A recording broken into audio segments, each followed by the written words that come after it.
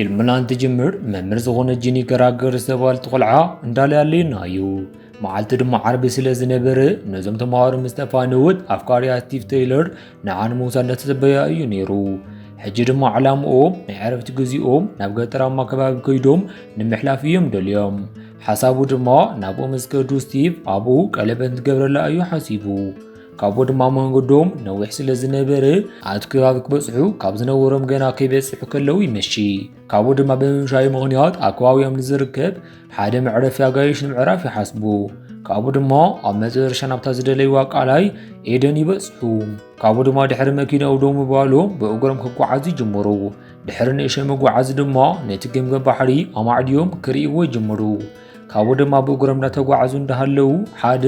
ኣደን ዝተባህለ ቆልዓ ይረኽብዎ እሞ ደው ኢሎም ድማ እንትርእይዎ ነቶም ዝረኸብዎ ንኣሽተይ እንስሳታት ናብ ንእሽተይ ብልቃት እንዳኣተዎም እዩ ነይሩ ጂኒ ድማ ናብኡ ቀሪባ ክትዕልሎ ትፍትን እሞ ንሱ ግን ዝፈልጣ ሰበይቲ ስለ ዘይኮነት ንክዕልላ ፈቃደኛ ኣይነበረን ካብኡ ድማ ገዲፎሞ ብምኻድ ኣብ መጨረሻ ናብቲ ዝደለይዎ ይበፅሑ ካብኡ ድማ ብዝገምገም ባሕሪ ተቐሚጦም ጽቡቕ ግዜ ከሕልፉ ይጅምሩ እንተኾነ ግን ነዚ ጽቡቕ ግዚኦም ከበላሽውሎም ዝኽእሉ ቆልዑ ይመፁ እዞም ቆልዑ ድማ ከልቢ ሒዞም ዝመፁ እንትኾኑ ነቲ ኣደም ዝበሃል ቆልዓ ድማ እንዳፀረፉ ካብኡ ንክኸይድ ይገብርዎ እዞም ፍቑራት ድማ ፀገም ንዘይምፍጣር ክብሉ ነቶም ቆልዑ ዘኸፈትዎ ረባሺ ዝኾነ ሙዚቃ ስቑኢሎም ይሰምዑ ጂኒ ድማ በዚ ሰዓት ንምድቃስ ድልያ ኣዒንታን ትዕምቶ እንተኾነ ግን እዞም ቆልዑ ከልቢ መፅኡ ኣብ ጥቓኣ ክነቢሕ ይጅምር ድሕሪ ንእሽተይ ፃኒሕ ድማ ስቲቭ ንክሕምብስ ናብቲ ቃላይ ይኣቱ እንተኾነ ግን እቲ ከልቢ ደጊሙ ናብ ጂኒ ብምምፃእ ይነብሐላ እሞ ነዚ ምዕጋዝ ዝሰኣነ ስቲቭ ድማ ናብቶም ቆልዑ ከይዱ ንምንጋድ ይውስን ካብኡ ድማ ናብኦም ምስ ከደ ናይ ሙዚቃኦም ድምፂ ንክቐንስዎን ንከልቦም ድማ ንክሕዝዎ ይነግሮም እንተኾነ ግን እዞም ቆልዑ ይንዕቕዎ ሓለቆኦም ብሪት ድማ ኣብዚ ሰዓት ከምዘይቐንስዎ ሙዚቃኦም ምስ ነገሮም ንስቲቭ ንክኸይድ ይነግሮ ካብኡ ድማ እቲ ሓደ ቆልዓ ባይኖኩለር ተጠቂሙ ንጂኒ ክሪኣ ይጅምር እሞ እዚ ድማ ጂኒ ከቲጅነቕ ብምግባሩ ክዳና ንክትኽደን ይገብራ ካብኡ ድማ ድሕሪ ሒደት ደቂቕ እዞም ቆልዑ እንዳተፃረፉ ካብኡ ይኸዱ ብድሕሪኡ ድማ ስቲቭ ንደቀሲኦም ድንኳን ክሰርሕ ይጅምር ብኻሊእ ገጂኒ ድማ ኣብኡ እንተሓድሩ ዘድልዮም ዕንፀይቲ ክደሊ ትጅምር ኣብ ሰዓት ድማ ሓደ ድምፅታት ካብዚ ጫካ ትሰምዕ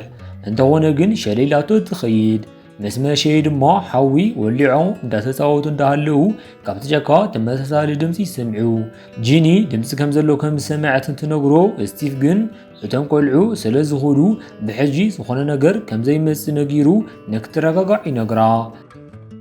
ካብኡ ድማ ንግሆ ካብ ድካሶም ምስተስኡ ምግቦም ብእንስሳታት ከም ዝተመልአ ይዕዘቡ ሕጂ ዝበልዕዎ ድማ ስለ ዘይብሎም ምግቢ ንምርካብ ናብ ከተማ ንክኸዱ ናብ መኪኖም ይኸዱ ካብኡ ድማ ክኸዱ ክብሉ እቶም ቆልዑ ዝሰተይሉ ጥርሙዝ ተሰቢሩ ናይ መኪኖም ጎማ ይተንፍሱ ጎሞ ብምትንፋሱ ምክንያት ድማ ስቲቭ ነቲ ሓደ ጎማ ክቕይሮ ነይርዎ ካብኡ ድማ ምስ ቀይሮ መንገዶም ይጅምሩ ካብኡ ድማ ከተማ ምስ በፅሑ እቶም ቆልዑ ሳይክል እንዳሽከርከሩ እንትኸዱ ይሪኦም ካብኡ ድማ ንዕኦም ንመከታተል ይውስን እሞ ንሶም ድማ ናብ ሓደ ገዛ ብምእታው ይሕብኡ ካብኡ ድማ ናብ ሓደ ሬስቶራንት ይኸዱ እሞ ስቲቭ ድማ ነታ መሳሰይት ብጉጅለ ኮይኖም ዝኸዱ ቆልዑ እንዳሃልዮም ይሓታ ካብኡ ድማ እታ መሳሰይት ነዚ ሕቶ ሸለል ብምባል እዞም ቆልዑ ናታ ከም ዘይኾኑ ትዛረቦ ካብኡ ድማ እዞም ፍቑራት ደጊሞም ናብቲ ሃይቆም እንዳተመለሱ ኣብ ሓደ ገዛ ሳይክላት ይርእዩ ስቲቭ ድማ ናይዞም ቆልዑ ገዛ እዚ እዩ ኢሉ ብምሕሳብ ናብ ውሽጢ ብምእታው ንወለዶም ደቆም ስለ ዝገብርዎ ነገር ንምንጋር ይውስን ካብኡ ድማ ናብቲ ገዛ ምእታው እንትጅምር እቲ በሪ ክፍቲ እዩ ነይሩ ናብቲ ገዛ ድማ እንተኣቱ ሰብ እንተሃልዩ እንዳፀውዐ ይኣቱ እንተኾነ ግን ድሕሪ ዝተወሰኑ ፃንሒት ናይቲ ገዛ በዓል ዋና ይመፅእ እዚ ሰብ ድማ ናይ ብሬት ኣቡኡ እዩ እንተኾነ ግን ስቲቭ ገና ናይቲ ሰብኣይ ድምፂ ምስ ሰምዐ ሓራቕ ሰብ ከም ዝኾነ ይርዳእ ካብኡ ድማ ቀልጢፎም ካብዚ ገዛ ንምውፃእ ይውስኑ እሞ ቀልጢፉ ድማ ናብ መኪኖም ምስ ተመለሰ ሓቢሮም መንገዶም ይጅምሩ ናብ ቦታኦም ምስ በፅሑ ድማ ስቲቭ ንምሕንባስ ጂኒ ድማ ንምድቃስ ይውስኑ ካብኡ ድማ ስቲቭ ሓንቢሱ ምስ ተመለሰ ቀለበት ንክኣስረላ ይደሊ እሞ ንክኣስረላ እንትብል ግን ጂኒ ዋሌቶምን ስልኮምን ኣብ ጥቕኦም ትስእኑ ካብዚ ብተወሳኺ እውን ናይ መኪኖም ቁልፊ እውን ኣብ ቦርሶም እዩ ነይሩ ካብኡ ድማ ንብረቶም እንዳደለዩ ናብ መኪኖም ኣብ ዝኸደሉ ሰዓት መኪኖም ኣብ ቦታ ይረኽብዋን ካሊእ ምርጫ ዘይነበሮም ፍቑራት ድማ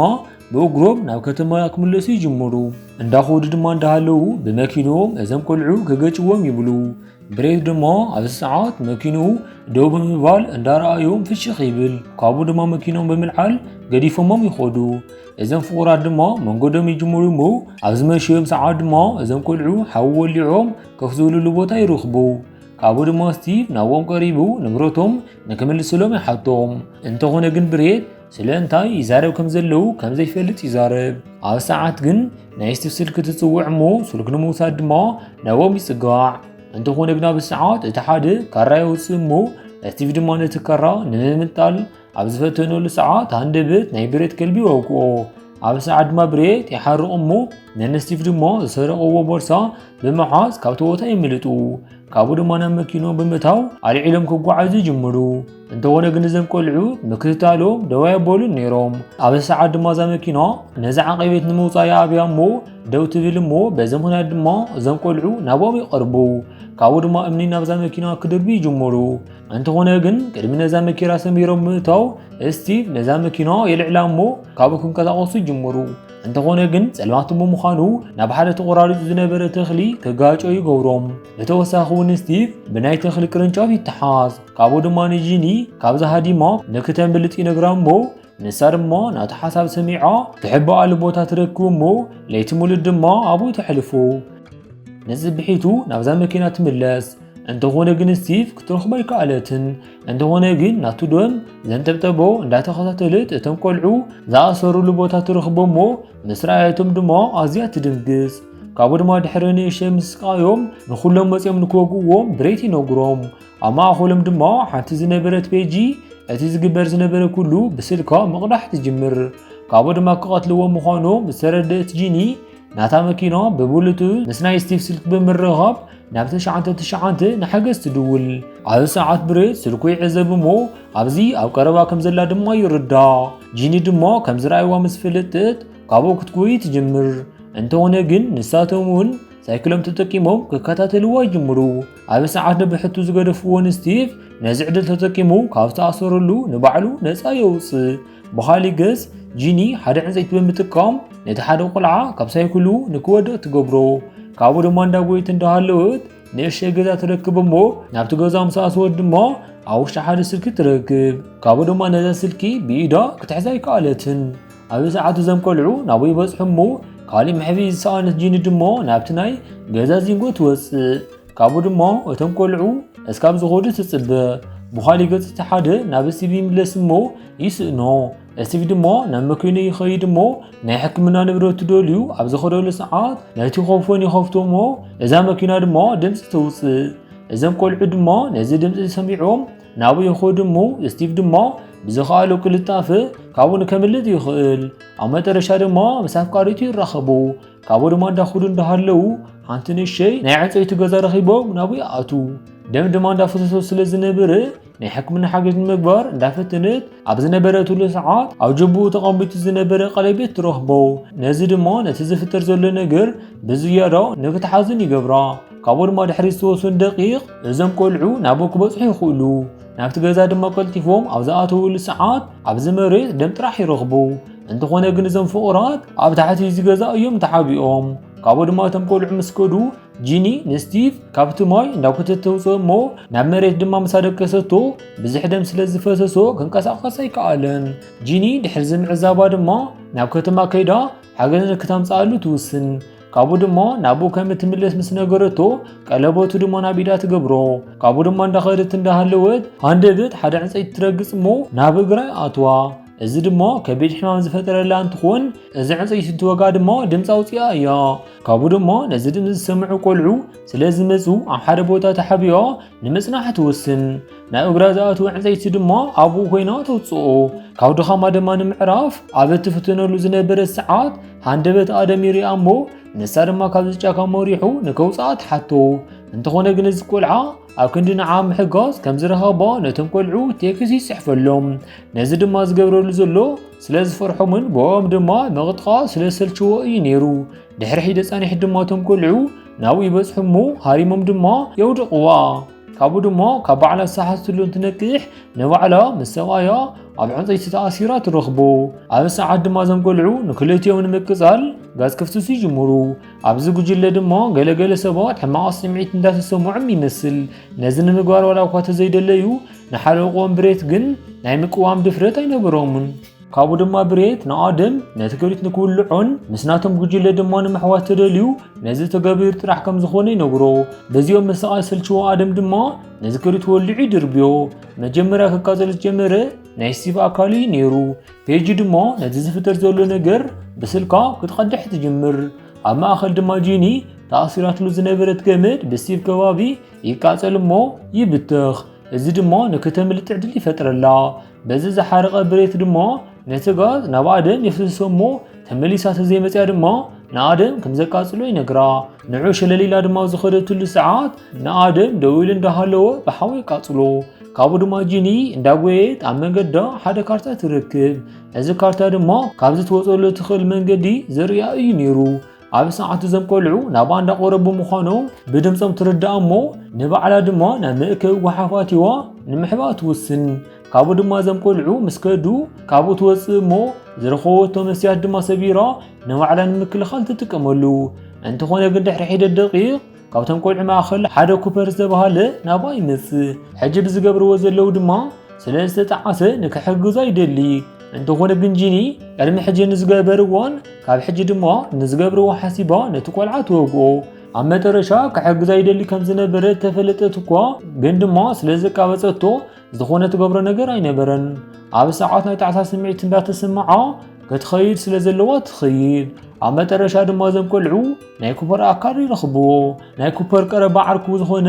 ሄሪ ድማ ዓርክቦ ሞቱ ናይ ዝኹሉ ጥፋተኛ ብሬት ከም ዝኾነን ካብ ሕጂ ድማ ንፖሊስ ደው ኢሉ ከም ዝዛረብ ክናገር ይጅምር ናብ ቤት ማሰርቲ ከኣቱ ዘይደሊ ብሬት ድማ ቅድሚ ዝኾነ ምግባሩ ንሃሪ ቀጥቂጡ ቀትሎ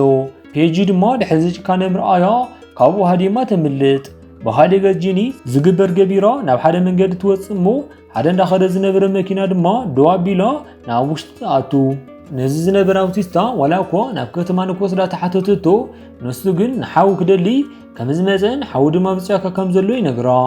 ጂኒ ድማ ሕጂ ናይዛ ኣውቲስታ ሓው ካብዞም ቆልዑ ማእኸል ከም ዝኾነ ትርዳእ ካብኡ ድማ ንሱ ካብዛ መኪና ወሪዱ እንትኸይድ ነሳ ነዛ መኪና ልዕላ ትኸይድ ሓሪቓ ዘላ ጂኒ ድማ ኣብ መንገዳ ንዝረኸበታ ፔጂ ትገጭኣ ካብኡ ድማ ጂኒ ናብ ከተማ ትበፅሕ እንተኾነ ግን ኣዝያ ስለ ዝደኸመት መንገዳ ክትትኩር ኣይከኣለትን ካብኡ ድማ ኣብ ቅድሚያ ምስ ዝነበረ ሓደ ደው ዝበለ መኪና ትጋጮ